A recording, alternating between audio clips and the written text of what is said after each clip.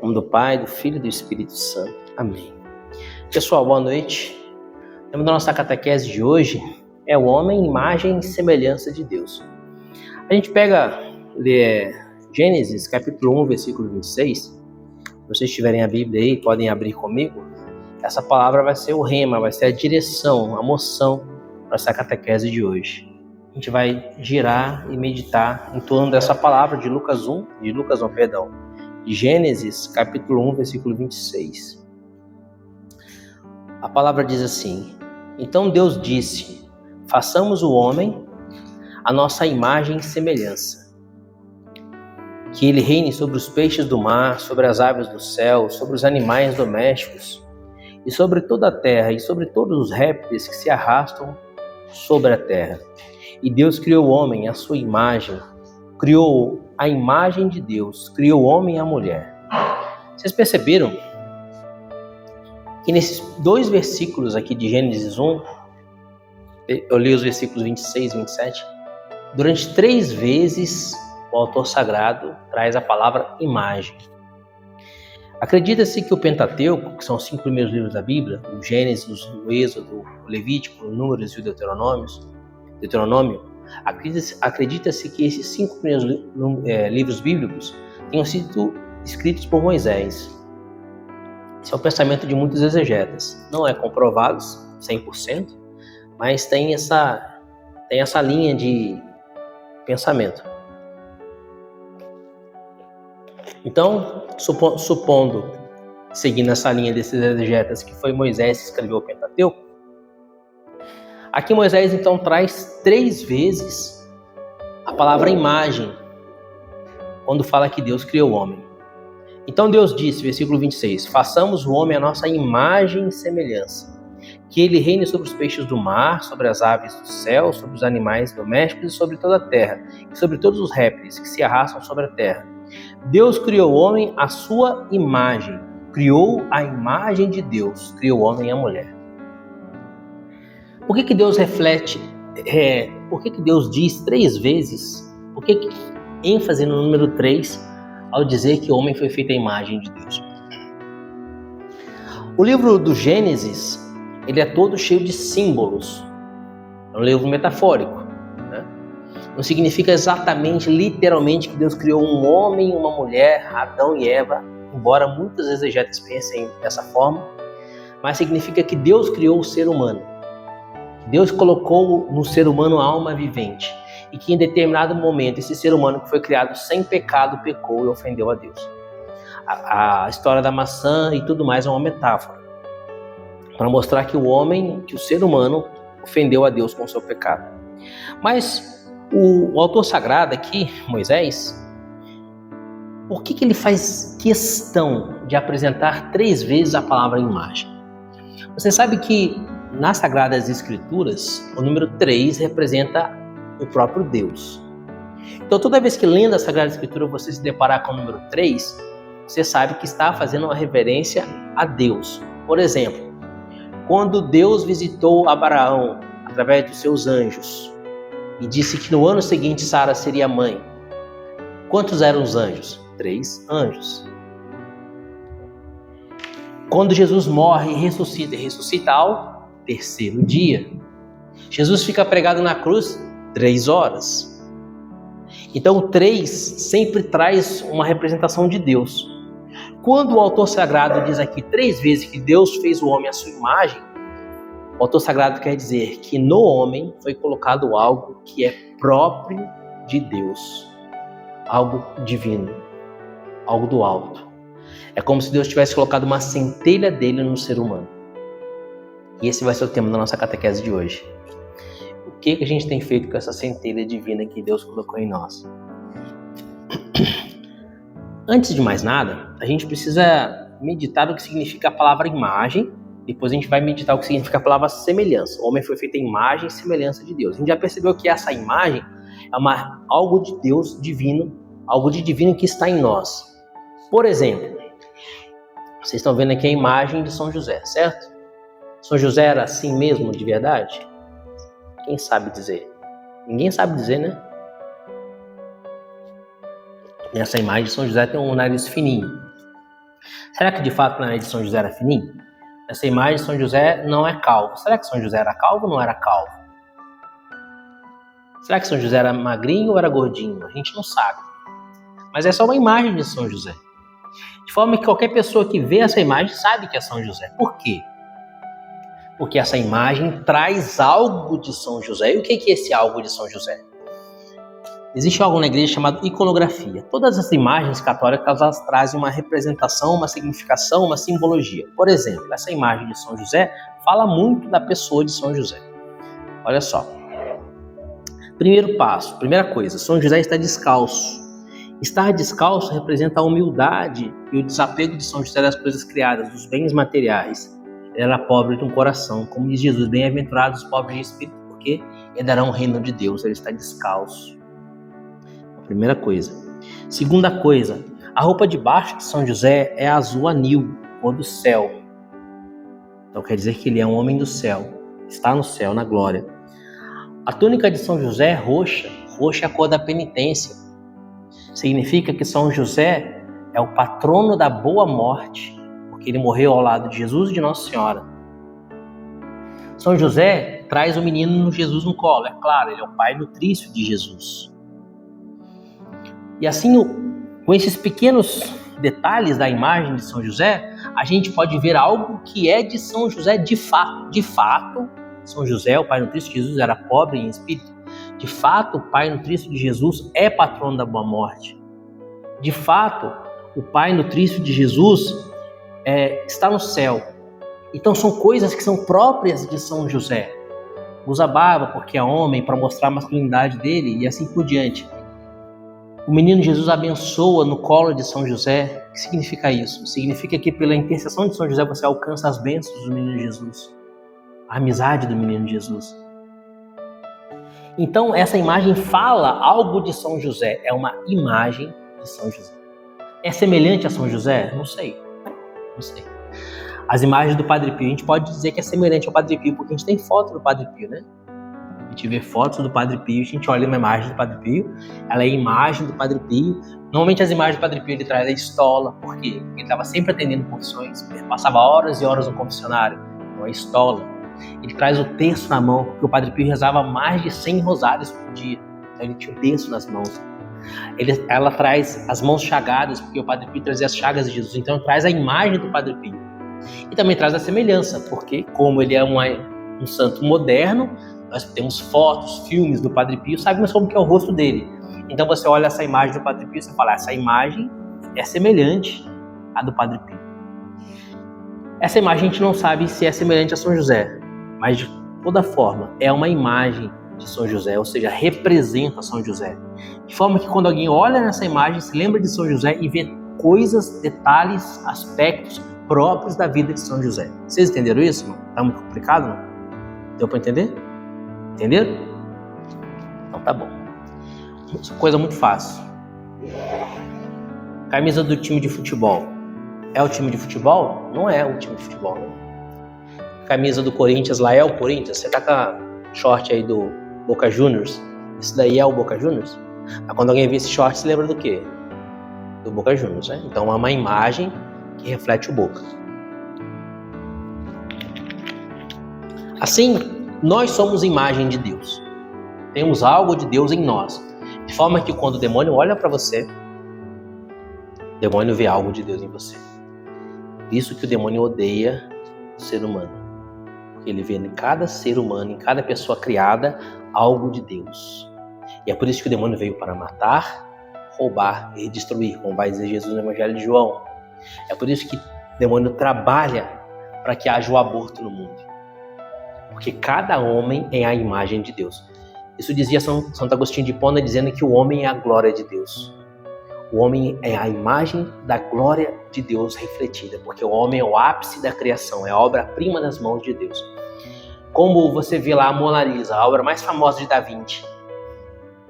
Por ser a maior obra de Da Vinci, a obra mais famosa, podemos dizer que é a glória de Da Vinci, ou seja, a melhor coisa que Da Vinci fez. O ser humano é a melhor coisa que Deus fez. Por isso o demônio odeia o homem, porque ele é a imagem de Deus. Hoje, então, agora, vamos refletir um pouco sobre o que é ser imagem. Nós somos imagem de Deus em dois aspectos. pela natureza e pela graça. Vamos meditar o que é ser imagem de Deus pela natureza, depois vamos meditar o que é ser imagem de Deus pela graça e vamos ver o que o pecado fez em nós. Então, pela natureza, todo homem, todo ser humano, seja quem for, seja ele cristão ou não, seja ele um indígena que nunca ouviu falar do nome de Jesus, ele é a imagem de Deus pela natureza. Aí eu coloquei ali no quadro 7 pontos por meio dos quais Deus quis colocar a imagem dele em nós. Vocês lembram que eu falei que o número 3 significa a divindade, o número 7 significa a perfeição. Por que a perfeição? Porque Deus fez o mundo em 6 dias e no 7º descansou. Então o número 7 nas Sagradas Escrituras é o símbolo da ação perfeita de Deus. Tudo que Deus faz é perfeito. Deus fez o homem à sua imagem de maneira perfeita. E ele colocou 7 semelhanças, 7 imagens, melhor dizendo, de Deus em nós. Nós temos 7 imagens de Deus em nós, 7 aspectos de Deus em nós. Como eu falei com vocês, alguns aspectos de São José, Deus colocou 7 aspectos que estão presentes em cada homem. Primeiro aspecto, nós somos imagem de Deus porque representamos Deus.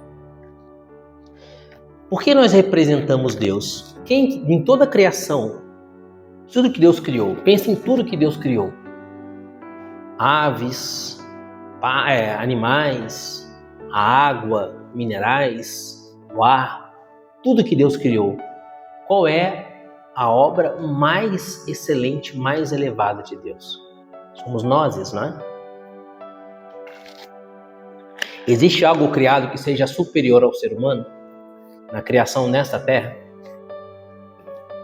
Tudo que é criado nesse mundo, não existe nada mais excelente do que o ser humano, assim como não existe nada mais excelente do que Deus no universo. Está vendo a sua imagem de Deus?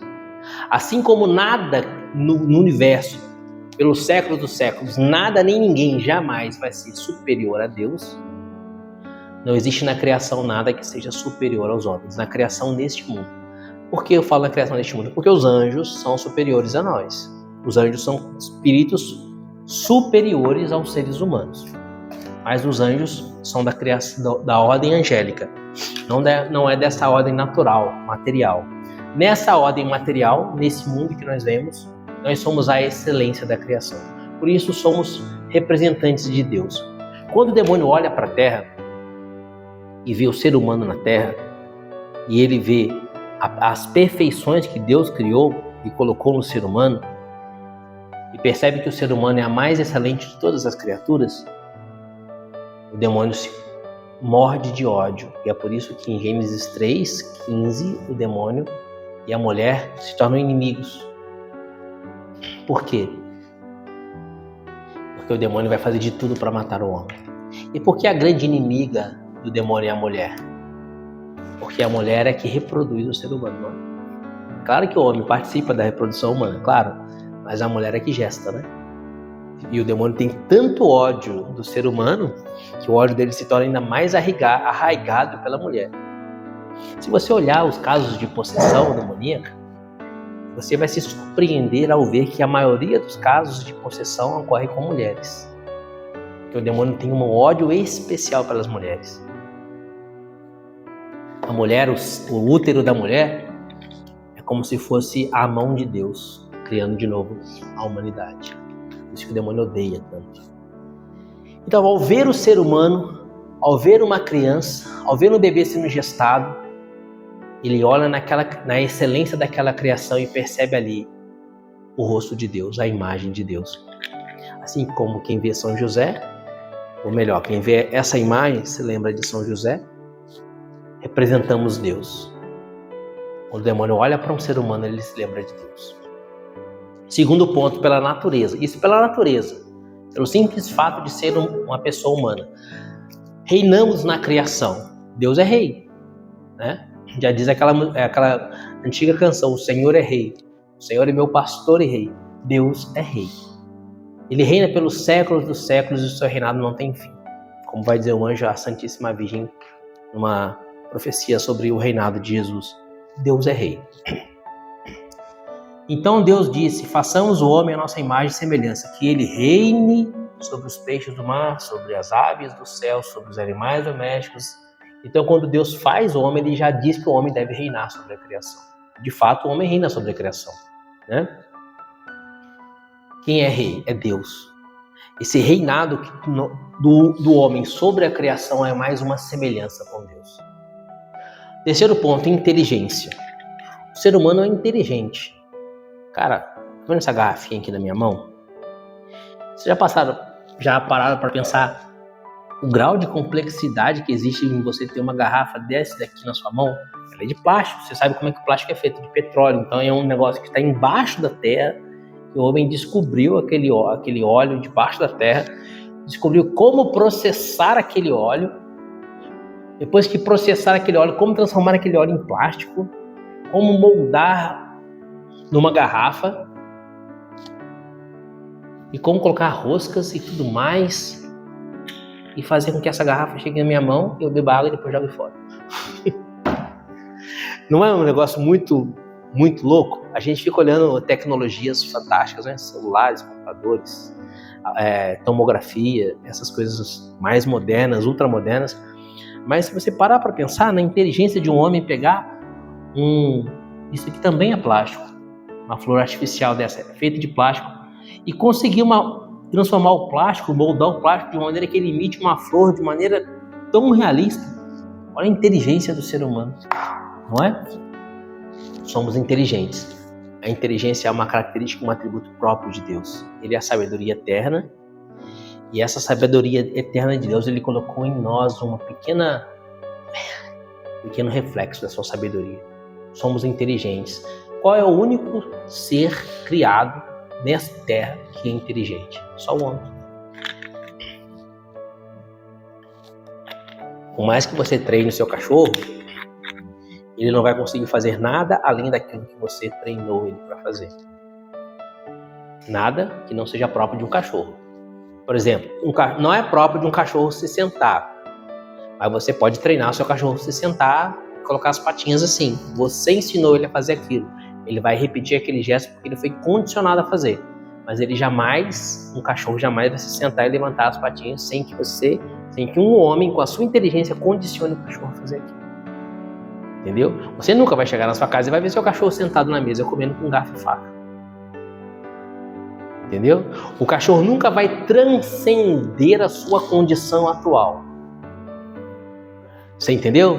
O cachorro nunca vai evoluir como ser canino, podemos assim dizer.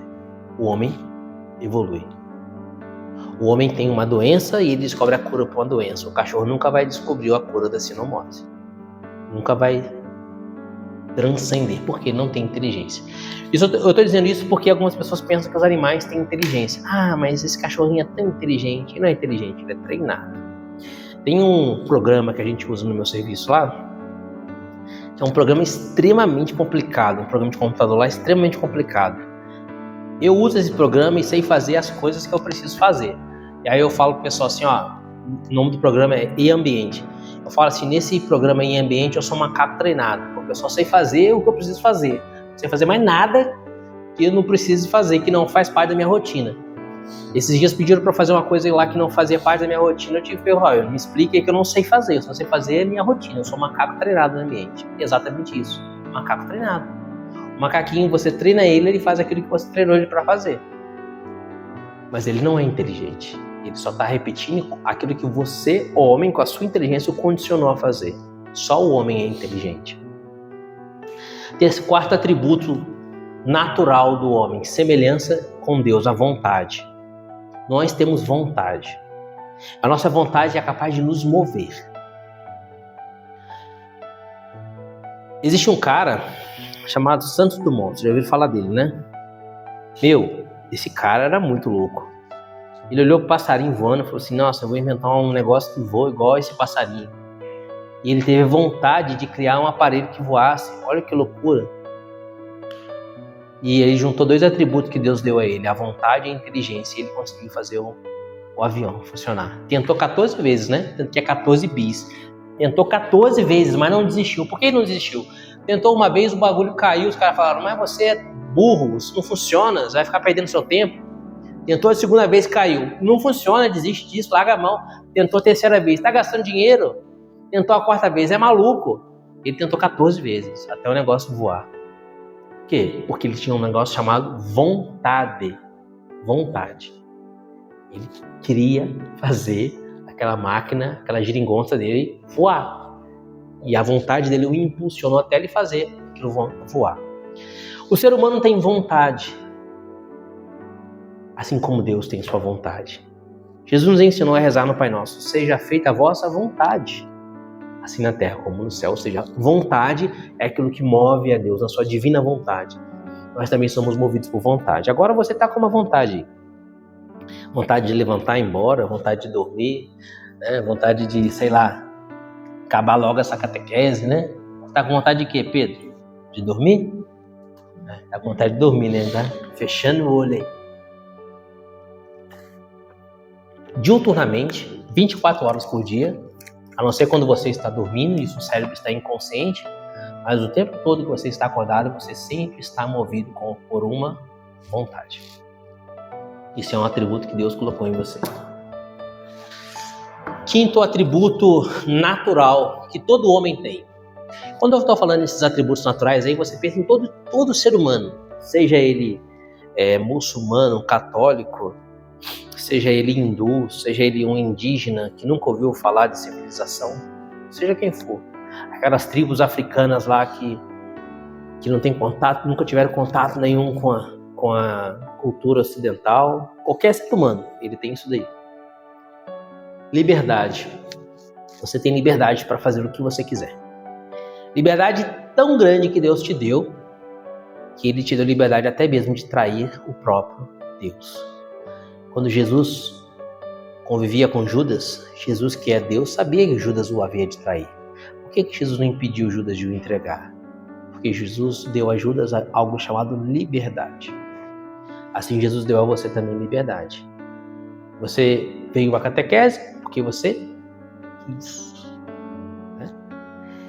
E a liberdade é um atributo tão fantástico do ser humano de fazer aquilo que a liberdade está unida à vontade. Né? A liberdade é a possibilidade de colocar em prática a sua vontade. A liberdade é um atributo tão caro para o ser humano que quando o ser humano comete um erro muito grande, a sociedade o priva da liberdade. Para você ver qual é o grau dessa liberdade, o grau de importância da liberdade. Eu gosto de dormir, gosto de ficar na minha casa dormindo. Então eu vou ficar em casa dormindo, um sábado frio. Aí você tá lá na sua casa dormindo, um sábado frio, coberto. Aí você tá muito feliz. Até alguém falar assim pra você: você tá proibido de sair hoje. Se alguém fala pra você tá proibido de sair hoje, já te dá um frico-tico, que aquilo que até aquele momento te deixava feliz, já começa a te angustiar. Entendeu? Porque a liberdade é algo caro, é algo divino. Deus deu livre arbítrio, é a nossa liberdade. Qualquer ser humano tem liberdade. Identidade.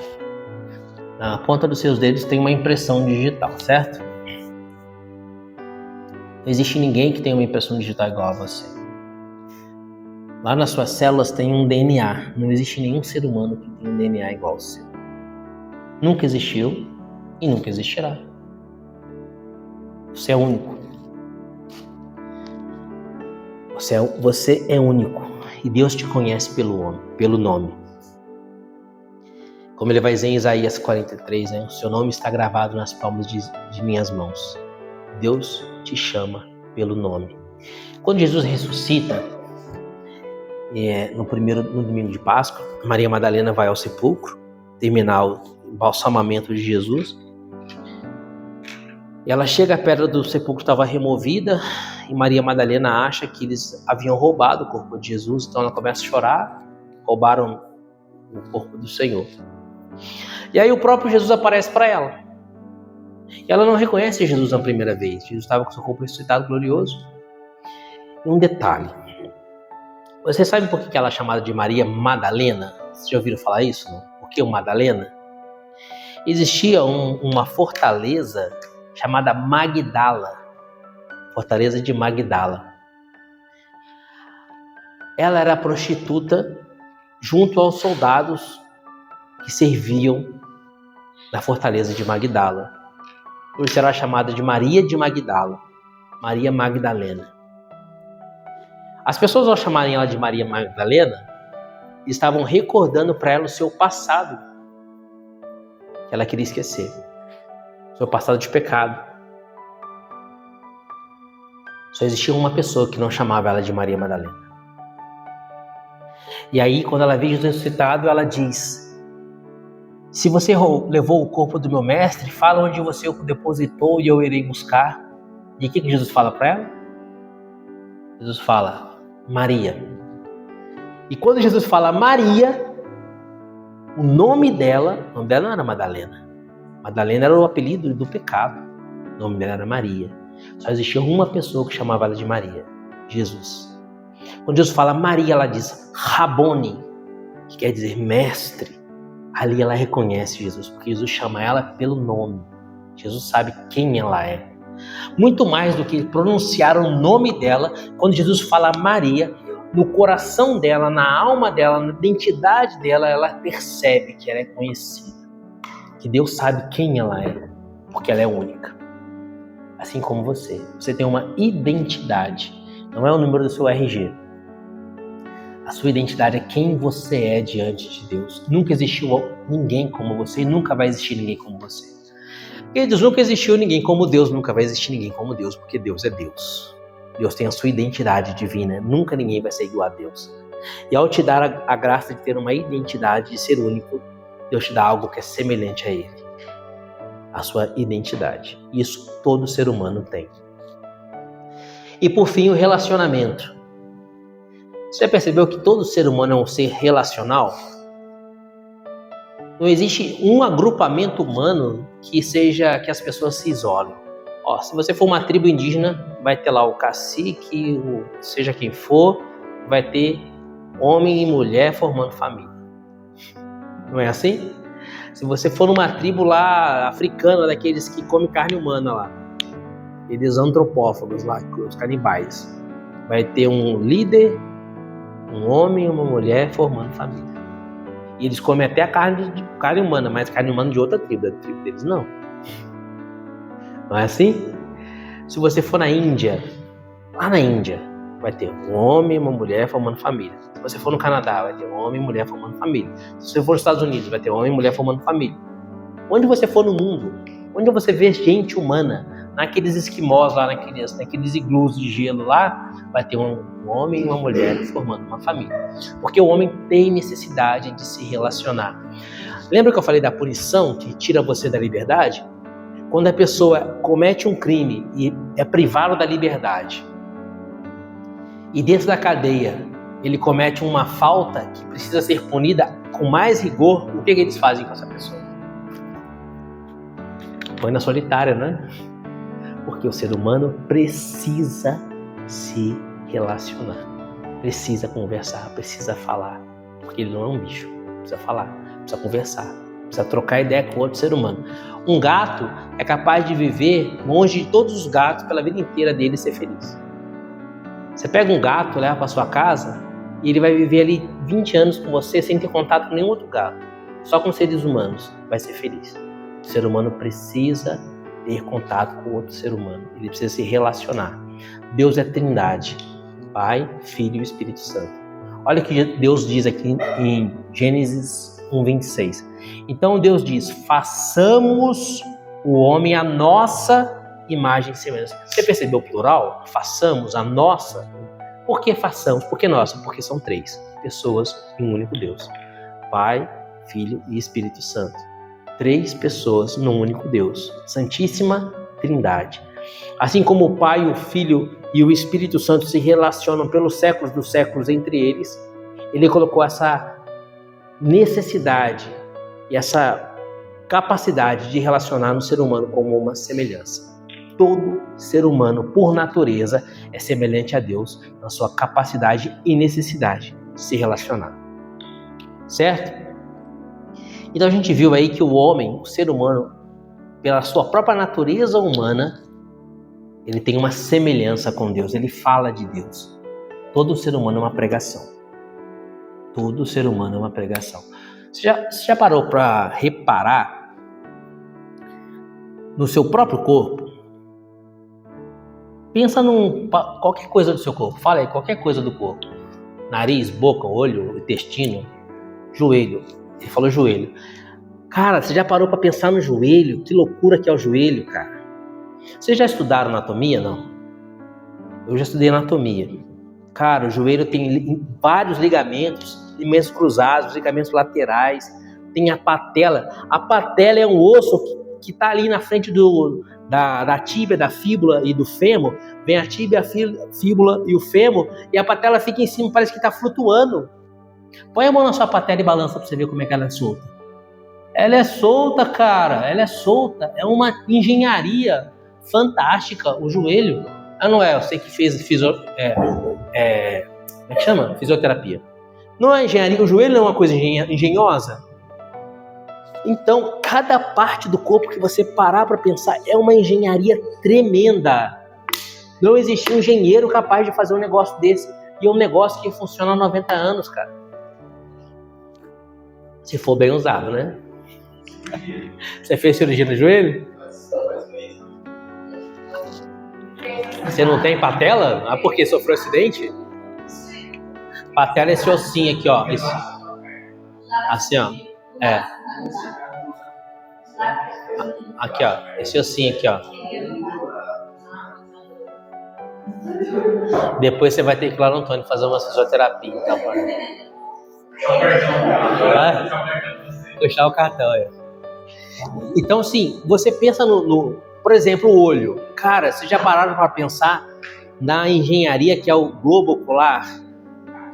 Ó, superficialmente, sem analisar profundamente o globo ocular, superficialmente, você tem os cílios. Para que servem os cílios? Para não deixar cair poeira dentro do olho. Você tem a sobrancelha. Para quê? Para o suor não encher seu olho e ficar dentro do seu olho. Cara, olha que coisa fantástica. Você tem a lágrima para lubrificar o olho.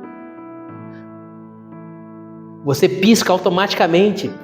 Foi tipo cronometrado. O cara que fabricou cronometrou. De tanto tempo tem que piscar para poder lubrificar. Você percebeu a engenharia que é o seu globo ocular? E assim por diante tudo. A boca. Você vai comer uma maçã.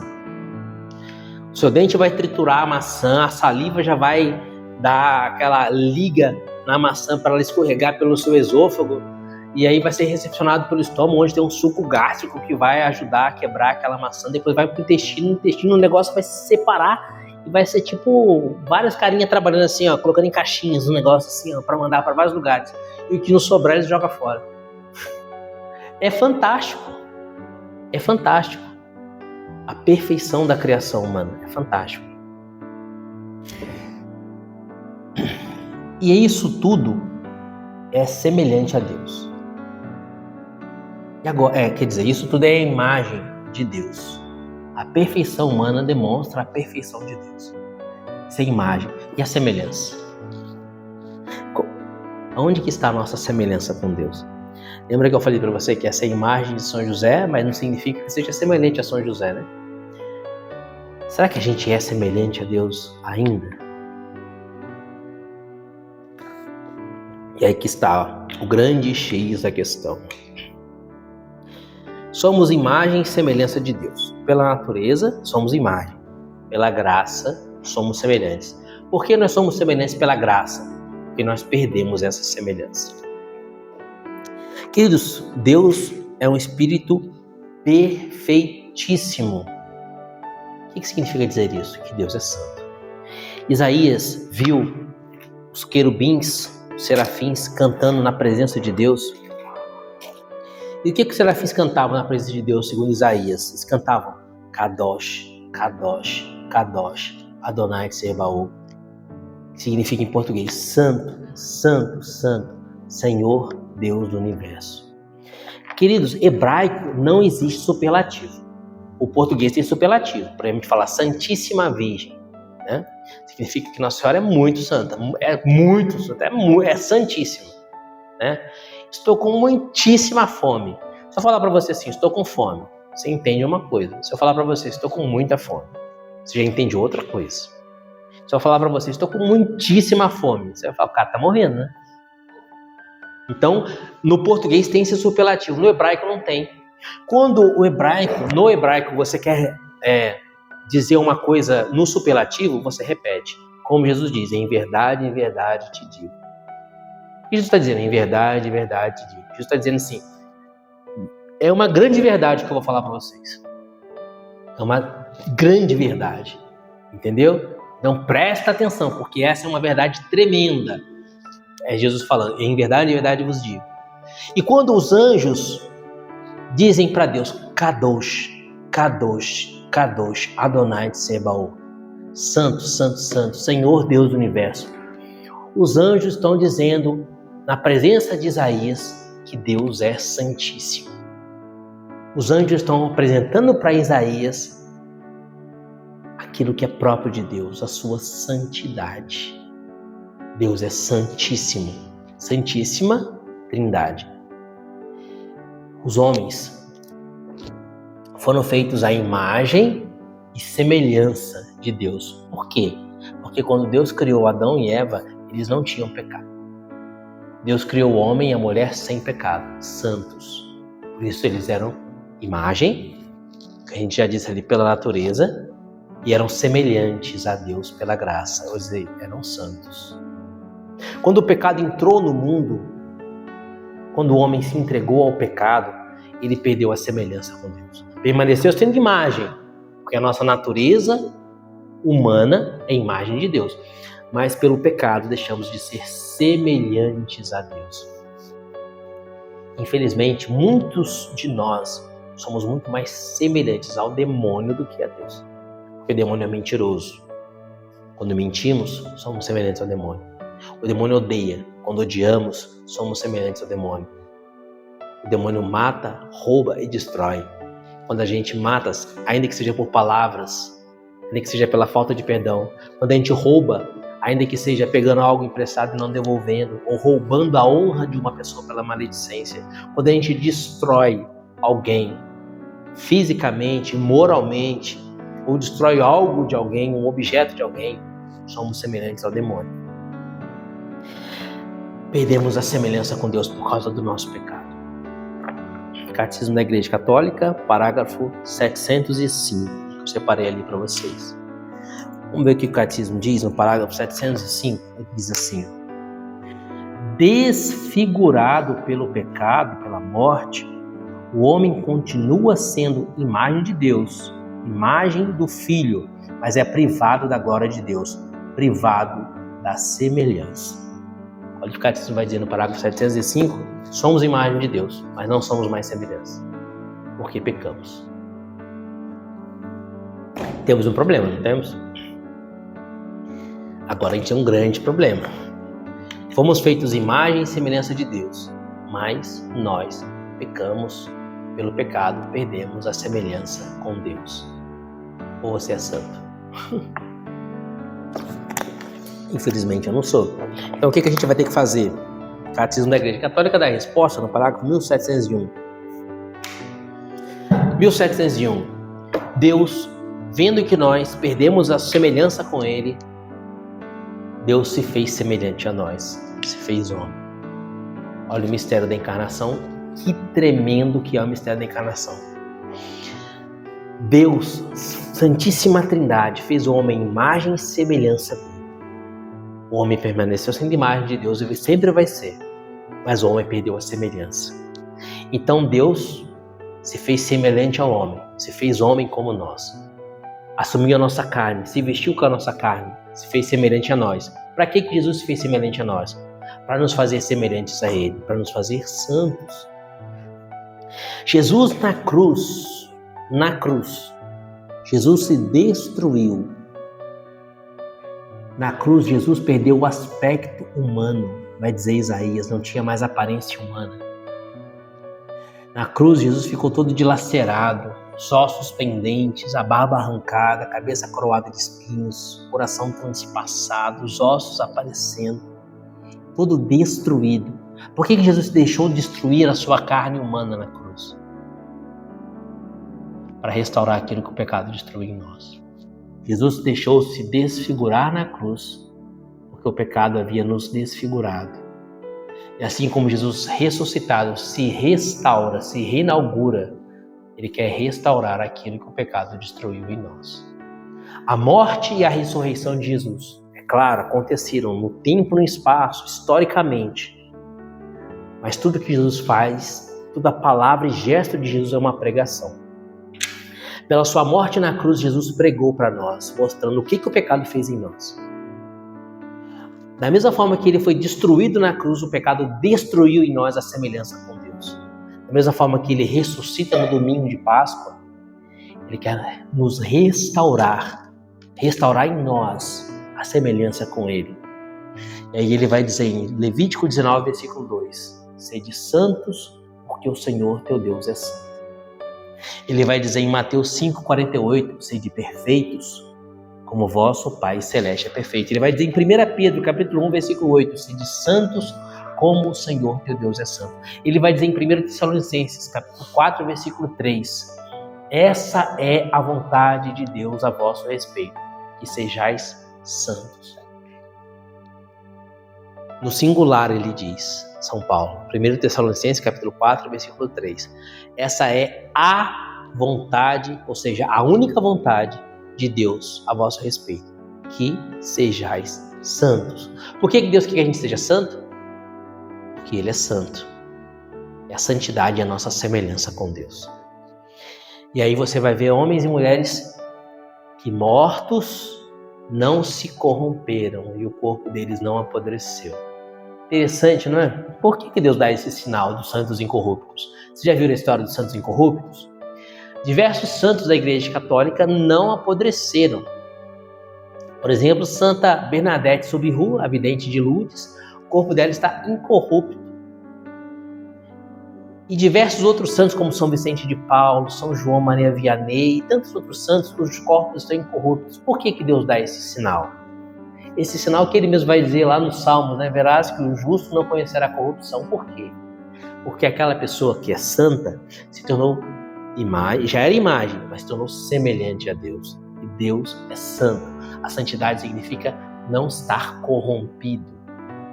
E ao não permitir que o corpo do santo se apodreça, entre em decomposição, Deus está mostrando que a santidade pode nos evitar da corrupção do pecado, a podridão que o pecado causou em nós.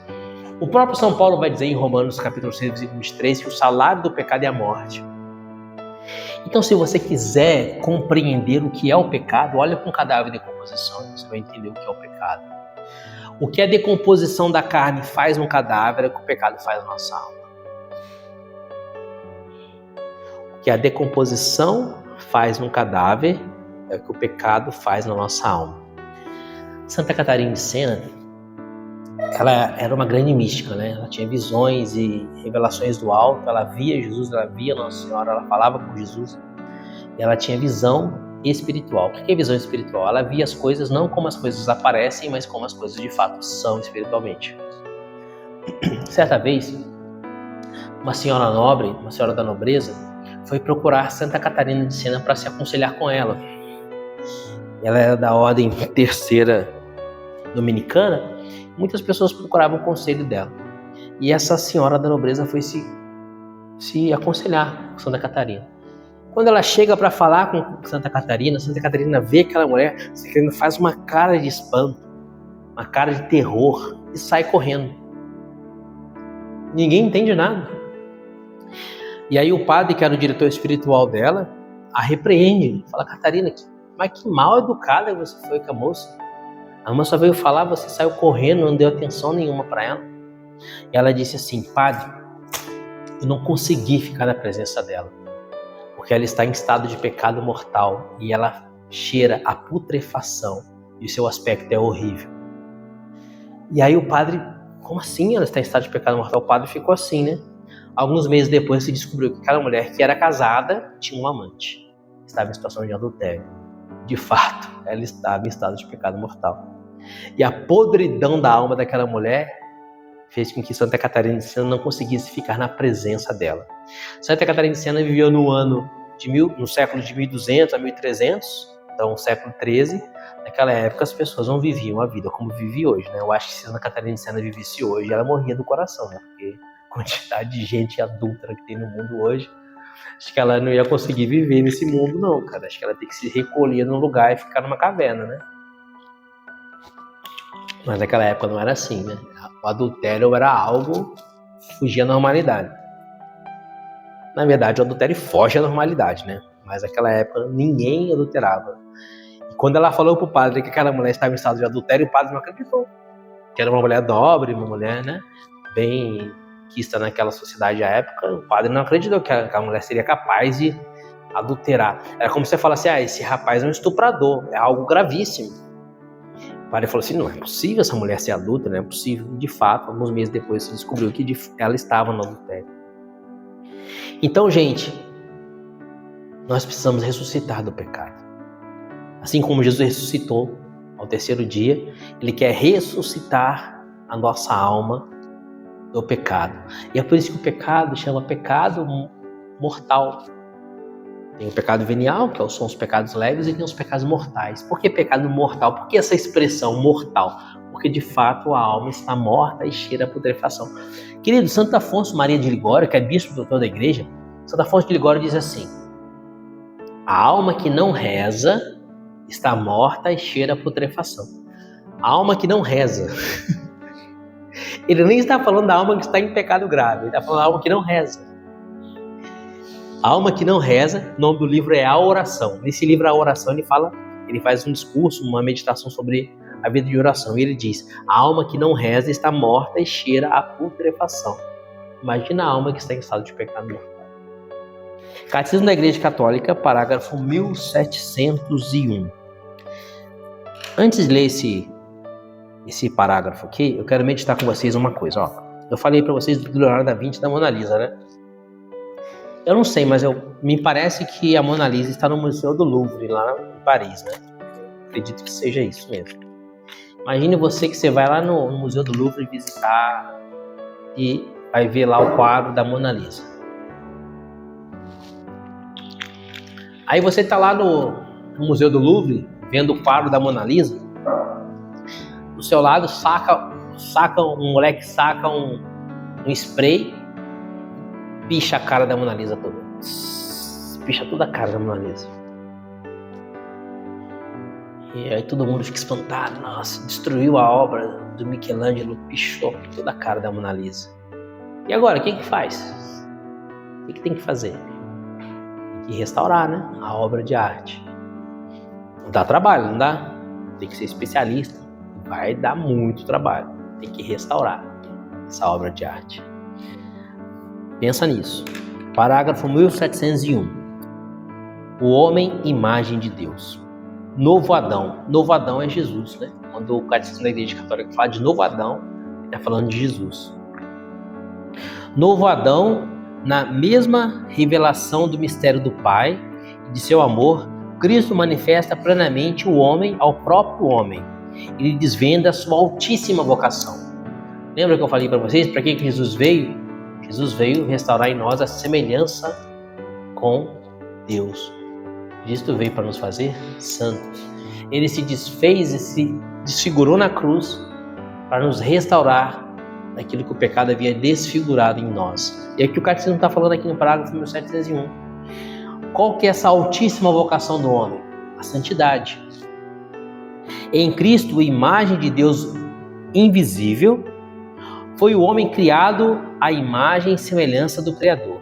Em Cristo, Redentor e Salvador, a imagem divina, deformada no homem pelo primeiro pecado, foi restaurada em sua beleza original e enobrecida pela graça de Deus. Então, Cristo é o nosso grande protótipo. Ao olhar para Jesus, Deus feito homem, o Pai viu ali o homem restaurado, aquilo que tem que ser desse jeito, santo. E assim Deus quer restaurar em nós a sua semelhança, restaurar em nós a santidade. Deus é santo, precisamos ser santos. Mas o que é ser santo? Meditamos já a nossa imagem de Deus pela natureza, nossa semelhança com Deus pela graça que perdemos pelo pecado e que precisamos restaurar. Entendemos que restaurar essa semelhança com Deus é sermos santos. Quando formos santos, seremos então imagem e semelhança de Deus. Só alguém que é santo é imagem e semelhança de Deus na plenitude do termo. Mas como ser santo? Tem que fazer milagre? Tem que levantar os paralíticos, curar os cegos, multiplicar os pães? Como que a gente faz para ser santo? O que é ser santo? Queridos, São João Paulo II, ele tem uma frase que ele diz assim: ser santo é nunca desistir e se cair, levantar. Ele fala assim: santo não é aquele que não cai, santo é aquele que não deixa de levantar. O que eu quero dizer com isso? Santo é aquele que venceu o pecado. Simples assim. Santo é aquele que venceu o pecado, ou pelo menos luta com todas as forças para vencer o pecado. Ah, mas como que eu vou a partir de agora não mais pecar? É impossível. 1 Tessalonicenses capítulo 4, versículo 3. Essa é a vontade de Deus a vosso respeito, que sejais santos. Levítico 19, versículo 2. Sede santos. Mateus 5, 48. Sede perfeitos. 1 Pedro 1, 8. Sede santos. Se Deus nos manda ser santos e diz que a vontade dele é que a gente seja santo, porque é possível. Deus não ia te dar uma ordem impossível de ser cumprida. Então é possível. E ser santo é muito mais simples e mais fácil do que a gente imagina. Acontece que o nosso inimigo não quer que a gente seja novamente semelhante a Deus, então ele põe na nossa cabeça que ser santo é algo muito difícil, impossível, inalcançável. Mas não, ser santo está ao alcance das suas mãos. Ser santo é vencer o pecado. E vencer o pecado é como construir uma casa. Eu quero construir uma casa. Então, amanhã a casa está pronta? Não, né? Você conhece algum pedreiro que faz a casa de hoje para amanhã? Eu contrato um pedreiro, são 20 horas, eu falo assim, eu quero uma casa, amanhã está pronta a casa. Não é assim. O pedreiro vai lá, o que ele vai fazer? Ele vai fazer primeiro a fundação. Depois ele vai fazer a base e assim por diante. Demora, dá trabalho para a casa ficar pronta. Esse é o processo de santidade. Demora dias, né? Às vezes meses, às vezes anos. Esse é o processo de santidade. A Basílica de Aparecida, gente, está sendo construída desde a década de 50. Então, o processo de santidade é você olhar para você mesmo e pensar quais são os meus pecados. Eu sou guloso, eu sou preguiçoso, eu sou mentiroso. Sei lá, esses são os meus pecados. Eu sou adúltero, eu sou bandido, eu sou, sei lá. Quais são os seus pecados? Esses são os meus pecados. Caramba, eu sou ruim mesmo. Esses pecados, qual que é o mais grave? O mais grave é o adultério. Então, vou parar de adulterar. E vence o adultério. Venceu o adultério, glória a Deus. Já colocou a base, já começou bem. Claro, confessa, tem tudo precedido pelo sacramento da confissão, sempre. Faz uma boa confissão e luta para vencer aquele pecado. Venceu aquele pecado, próxima etapa da obra. Agora, o que eu preciso vencer? Preciso vencer a mentira. Eu sou muito mentiroso.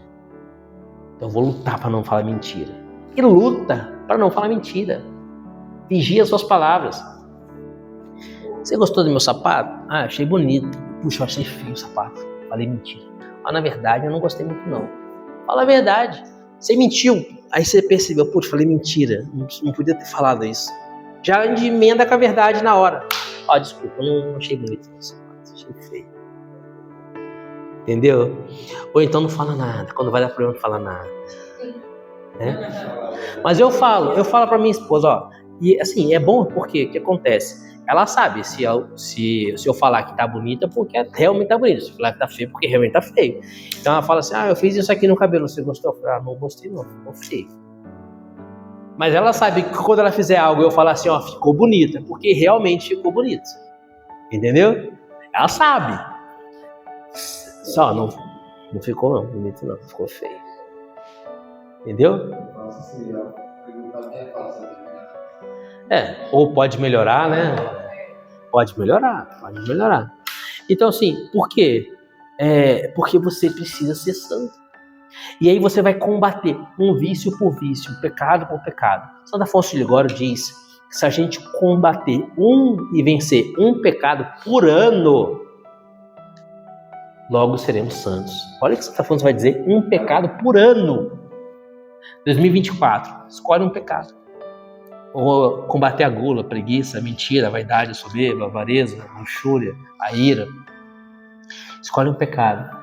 A gente chama de vício dominante. É o pecado que mais se destaca na sua personalidade. Qual que é o seu maior pecado? Ou o que mais recorrente? Eu não cometo pecado mortal, vivo em estado de graça, me confesso sempre, né? Vou à missa todo domingo, estou bem com Deus. Mas você tem um vício dominante. Se você não for santo ainda, você tem um vício dominante. Nem que seja um pecado venial, o seu vício dominante. Meu vício dominante é a gula.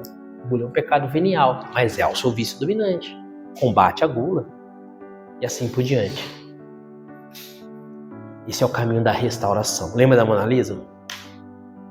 O cara vai ter que tirar o quadro lá do mostruário, vai ter que levar o quadro para o ateliê, vai ter que fazer lá, colocar uma luz laser no quadro lá, tem que estudar um processo de despigmentar aquele spray do quadro, vai ter que diferenciar a tinta original do quadro da tinta do spray, vai dar trabalho. Assim é a nossa vida. Nós somos a Mona Lisa que foi pichada pelo demônio. Agora está na hora da gente começar a restauração, começar a tirar as camadas ali de tinta, igual a igreja antiga. Já viu aquelas igrejas antigonas? Igual a igreja do Bom Jesus de Tremembé. Essas igrejas lá, quando o padre pede para restaurar a igreja, fica caro pra caramba, né? Por quê? Primeiro vai o artista lá e começa a descascar a tinta para achar a tinta original. Tinta original. A sua tinta original é a santidade. Então você precisa descascar essas tintas até chegar na tinta original. Vamos então, mão à obra, porque sem a santidade ninguém verá a Deus, vai dizer a carta aos Hebreus. Precisamos ser santos, porque sem a santidade ninguém entra no céu. Então sede santos, como o Senhor teu Deus é santo. Ao longo desse final de semana, vou te fazer uma proposta.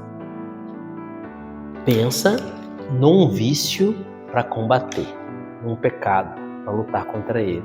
Preguiça, gula, inveja, soberba, avareza, luxúria, ira, mentira, não sei. Isso é um pecado, não é você que sabe. Prepara uma boa confissão, confessa todos os seus pecados e começa a tirar as camadas de tinta ali. Vou tirar a camada de tinta da preguiça.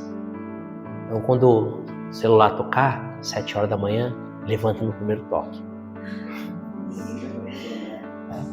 Não põe na soneca 5 minutos, não. Então, eu quero vencer a preguiça.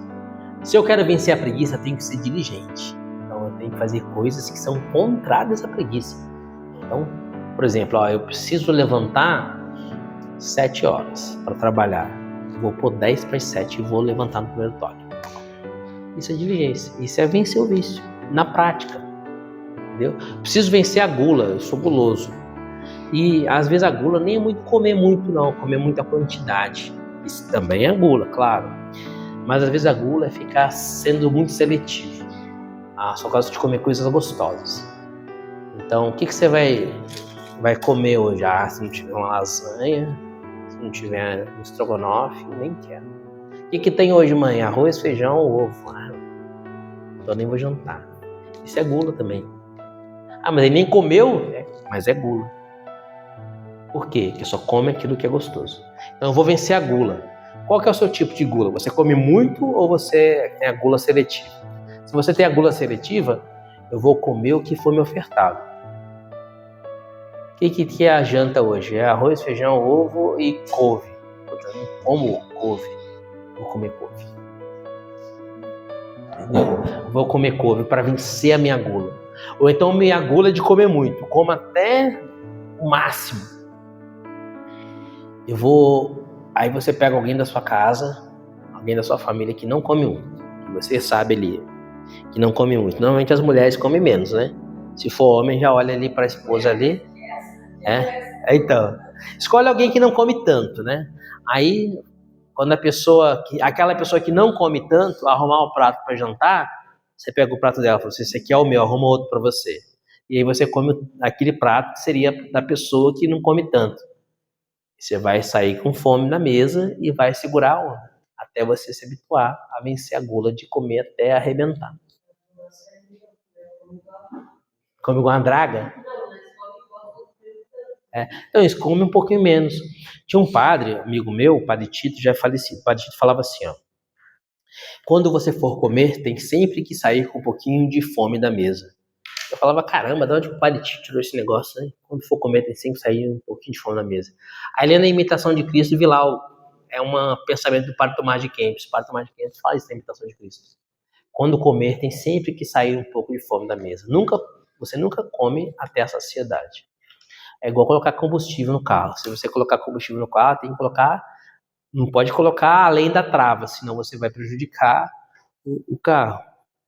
Então, se você e a própria saúde nossa, né? Você sabe que se você comer até o máximo, você vai prejudicar a sua saúde, porque o cérebro demora para avisar que o estômago já tá cheio, né? Oi? Só quando for rodízio. Meu, eu não vou em rodízio, cara. Eu não vou em rodízio, sabia? Não vou, cara. Sabe por quê? Porque o rodízio joga muita comida fora, cara. O rodízio é terrível, cara.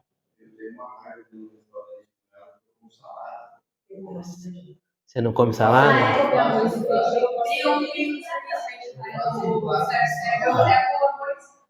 É. Então. Você não pega arroz e feijão? Ah, não, cara. Eu gosto de arroz e feijão também.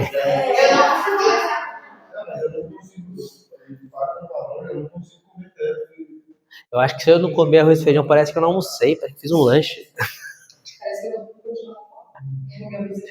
Enfim, estamos aqui falando da gula, mas é isso aí. Comer um pouquinho menos do que você se sacia e sair da mesa com um pouquinho de fome, né?